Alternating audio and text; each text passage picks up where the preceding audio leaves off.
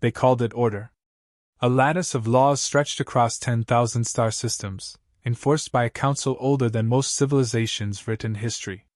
Wars were permitted, but only inside carefully measured boundaries. Fleets announced themselves. Targets were registered. Civilian zones were mapped and spared. Casualties were calculated before the first shot was fired. Victory changed hands like property, not catastrophe. For species that had mastered scarcity long ago, war had become an economy. The powerful harvested from the weak, and the weak survived by learning submission. Every member species understood this balance, because every one of them owed their continued existence to obedience. Humanity arrived late to this arrangement, bursting into interstellar space with noisy engines, crude diplomacy, and an uncomfortable habit of asking questions no one else asked anymore. They didn't own ancient megastructures. They didn't command mythic fleets. They brought trade vessels with outdated weapons, diplomats with unpolished language, and a stubborn insistence on equal standing. At first, they were tolerated as curiosities. Then they were tested. Subtle pressures followed: tariff restrictions, navigation denials, territorial squeezes near their colonies. Each time, humans resisted politely, then firmly, then with an edge of quiet defiance the Council found irritating rather than threatening. The first formal demand came wrapped in ceremony. Tribute, resource access, and military oversight, all presented as protective integration into the galactic order. It was the same offer given to countless young species before them, and it always ended the same way. Compliance brought survival. Refusal brought correction. Humanity delayed their answer for 12 standard cycles. When the reply finally arrived, it was short, clean, and infuriatingly calm. Earth declined. No counteroffer. No threats. Just a refusal. Around the council ring, outrage rippled through delegates who had not been denied anything in tens of millennia. They told themselves the humans were unaware. Young species always misjudged scale. They mistook population for power, bravery for leverage. The Council's military auditors compiled projections showing Earth's industrial output, its fleet tonnage, its known weapons. The numbers were unimpressive. Efficient for a newcomer, irrelevant against a true empire. No hidden superweapons were detected. No forbidden technologies flagged. No anomalous energy signatures. The assessment concluded what everyone already believed. Humanity was stubborn, not dangerous. A corrective war would teach them the proper shape of the universe.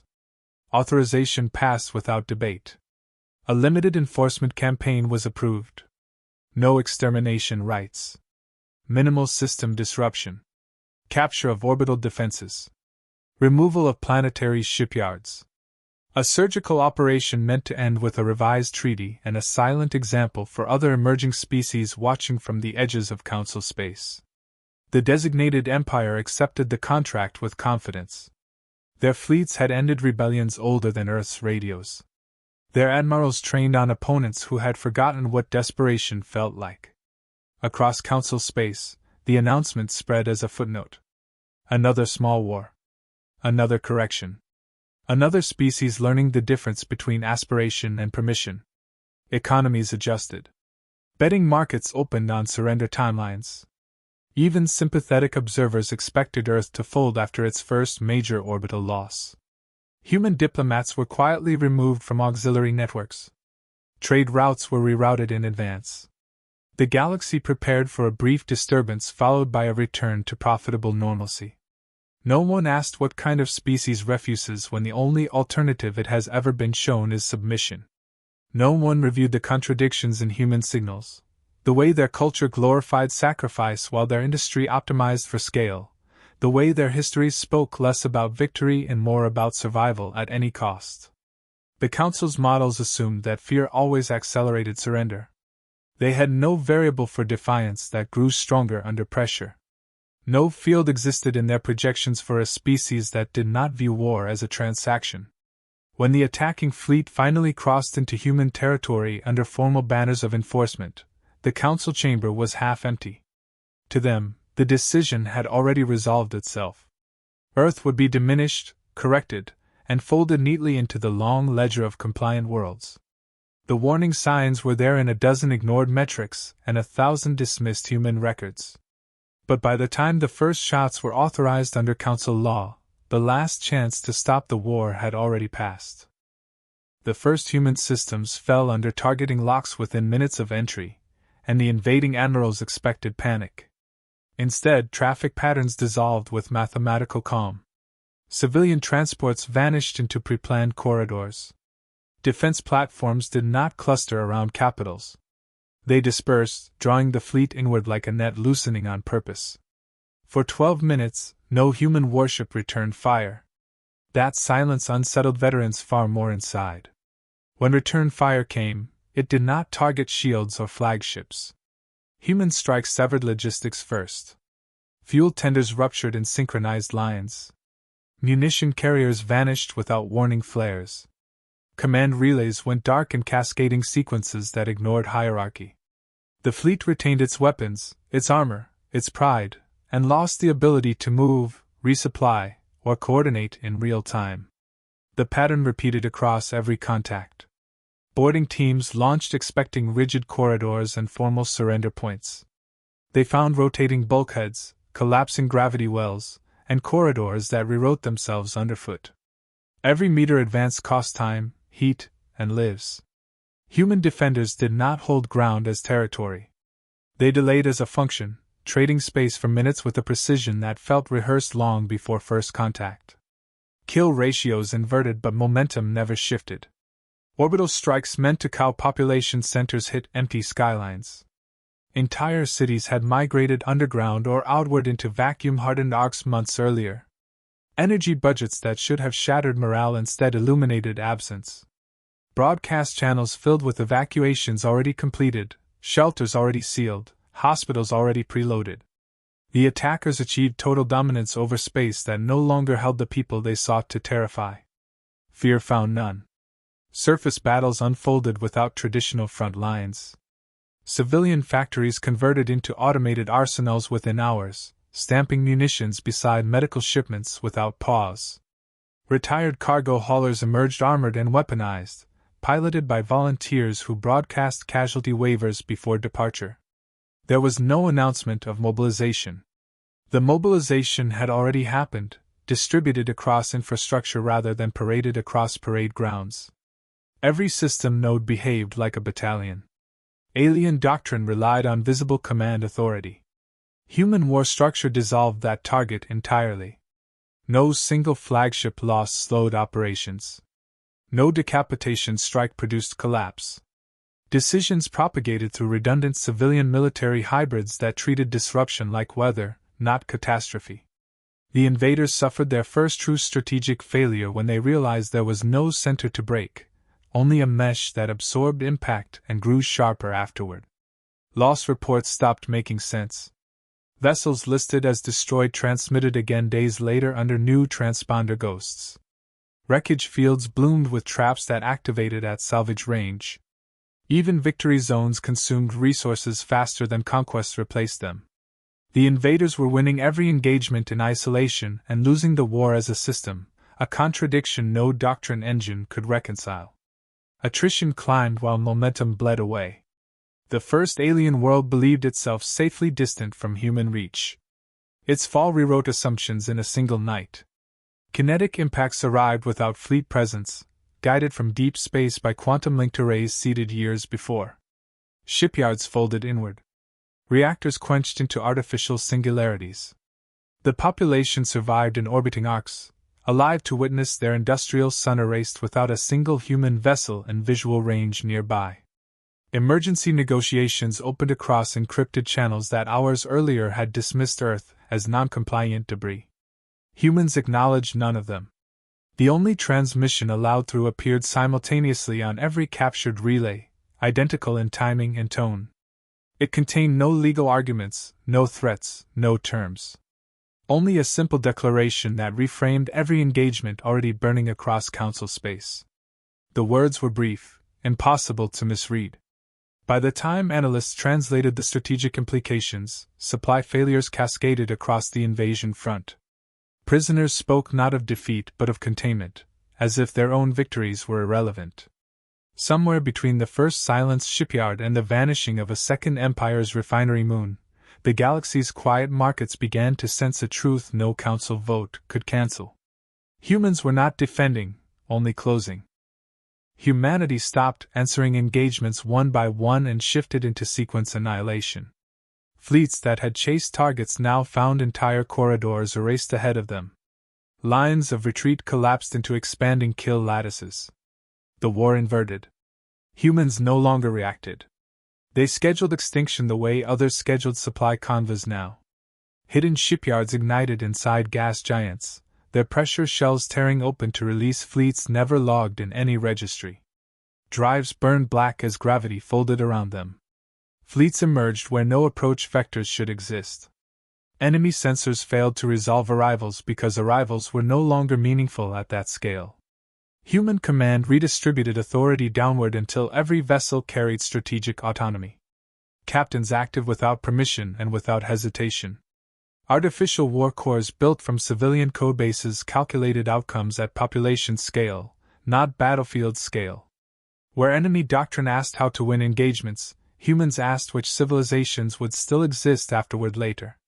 Humanity ceased defensive allocations entirely and converted every reserve into forward saturation power. Border systems became launch scars. Asteroid belts became ammunition fields.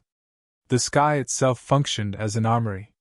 Where the Council measured escalation in treaties and thresholds, humans measured escalation in kilometers per second of kinetic intent only.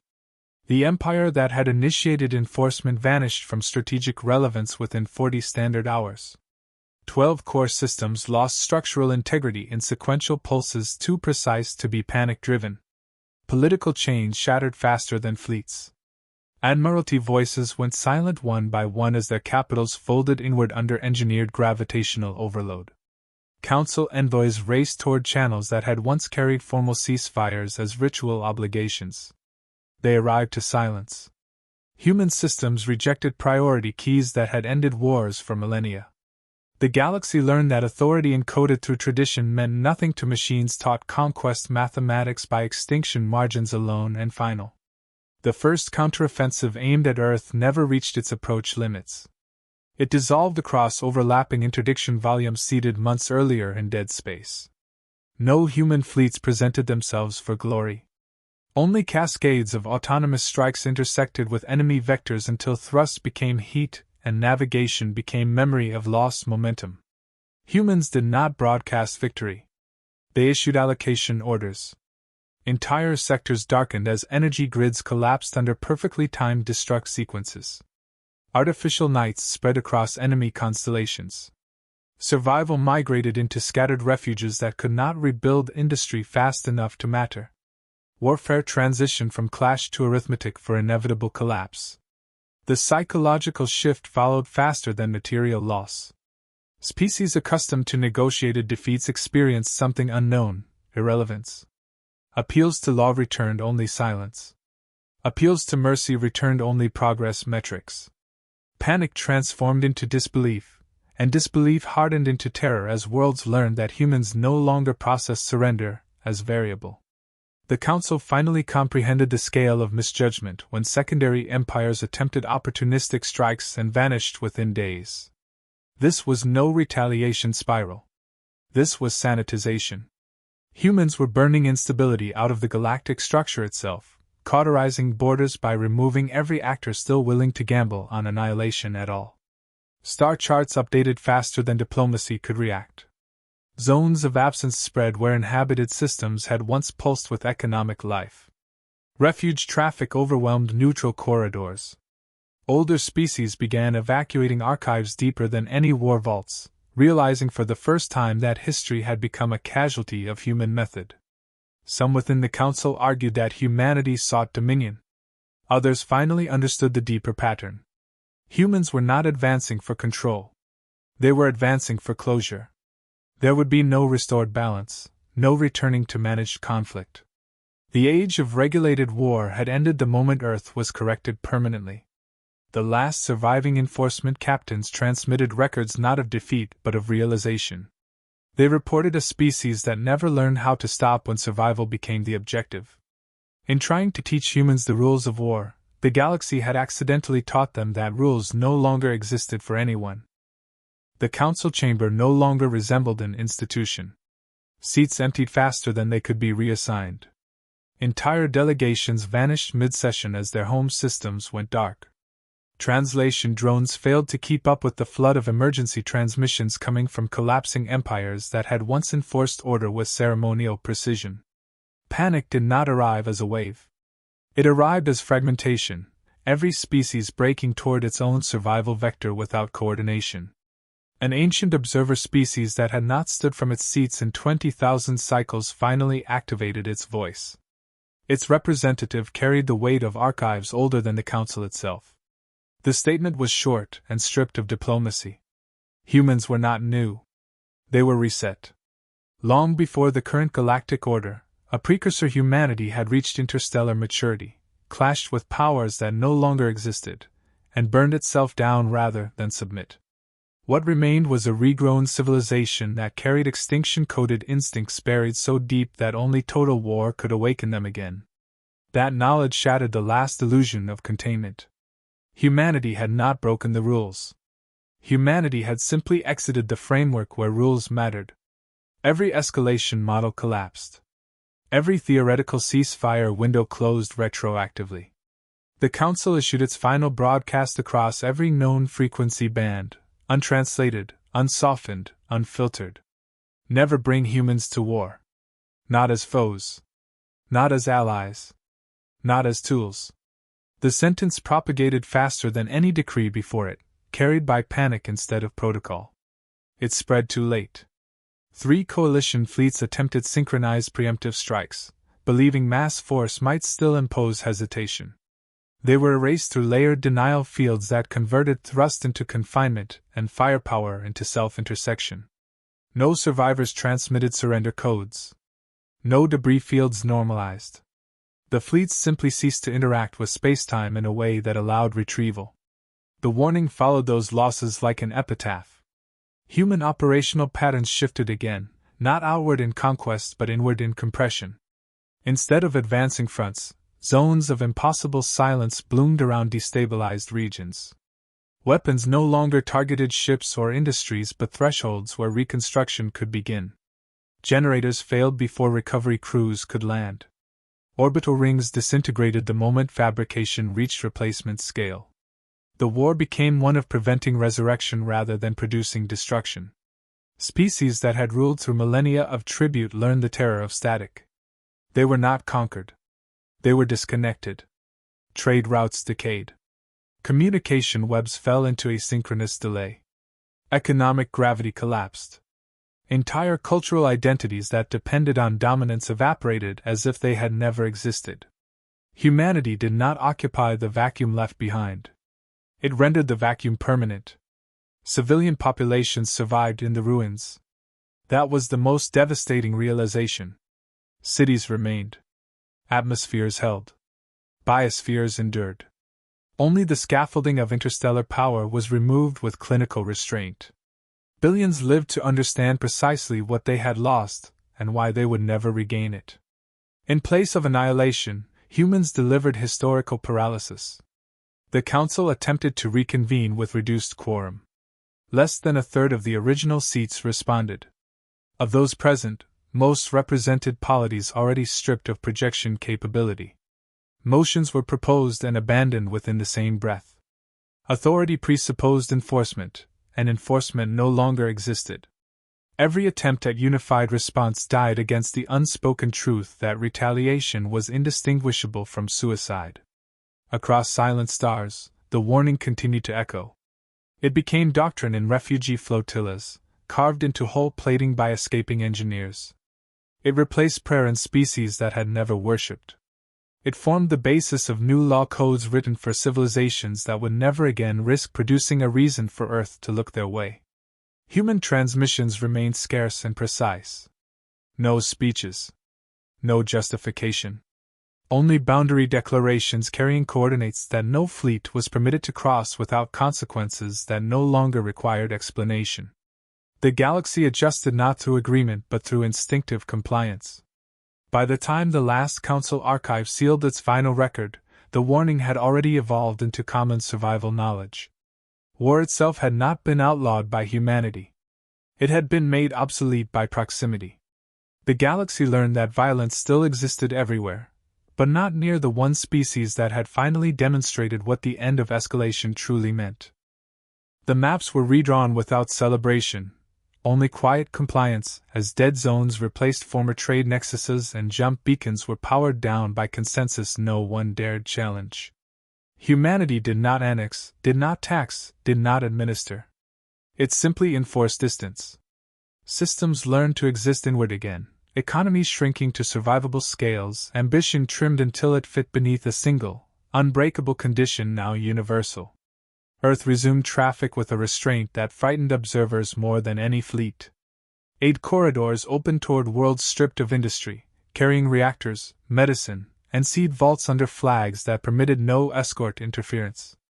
The message was consistent: survival was permissible, dominance was not. Grateful populations rebuilt small and local, their children raised on warnings rather than legends of conquest. Humanity accepted no gratitude, compliance. The original enforcing empire lingered only as a historical absence. Its language lost speakers within a generation. Its architecture was studied like a fossil imprint of arrogance. No memorials were permitted beyond plain data markers that listed populations saved and populations displaced. Vengeance would have been easier for survivors to understand. This restraint unsettled them more deeply because it implied a punishment longer than memory. From the archive shadows, the last council records were released without ceremony, stripped of seals and authority. They catalogued a failure of assumptions rather than a sequence of battles. Analysts translated not casualty counts but turning points of belief, the moment when regulated conflict collapsed into an extinction calculus no charter had anticipated. The conclusion repeated across every entry, and the problem was never human. Younger civilizations redesigned their ambitions around that single surviving word. Expansion became exchange. Fleets became convoys. Weapons were recoded into response systems that could not travel beyond defined lattices. Treaties simplified into boundary tables enforced by silent expectations rather than threat displays. The galaxy did not become peaceful. It became cautious to the point of reverence, measuring every provocation against memory of stars edited away. Human patrols remained distant and rare, appearing only when thresholds flickered.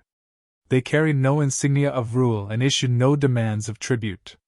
Their presence functioned like gravity rather than authority, and influence felt more than challenged. Species learned to negotiate with one another inside those quiet constraints, discovering that deterrence without ownership changed behavior faster than occupation. The lesson spread without a single anthem. On Earth, memorials were built for the uncounted but not for enemies. Children were taught survival histories that ended before triumph, refusing to frame endurance as permission for pride. Veteran pilots returned to ordinary traffic lanes, and civil engineers who had once plotted kill corridors now optimized irrigation and load distribution. Humanity's victory was not displayed as dominance but converted into habit mistaken for humility. Far from soul, displaced populations learned that fear could be inherited without being taught.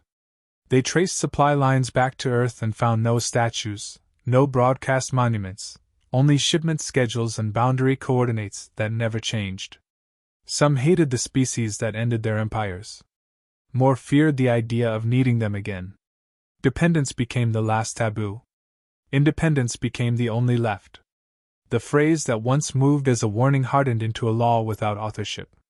Never bring humans to war passed into engineering standards, navigation heuristics, and diplomatic training manuals as a non-negotiable constraint of reality. It no longer carried fear alone but a calculation of outcome that no strategist disputed. The galaxy grew older under that knowledge, not safer, but aware of where it ended. Long after the last interdiction fields faded into passive markers, travelers still decelerated when crossing those coordinates, as if momentum itself remembered consequence. No anthem recorded the change. No empire claimed authorship. The transformation simply persisted, quiet and total. The galaxy retained its violence, its rivalries, its hungers. It only lost the belief that war could be managed. That belief now belonged solely to species,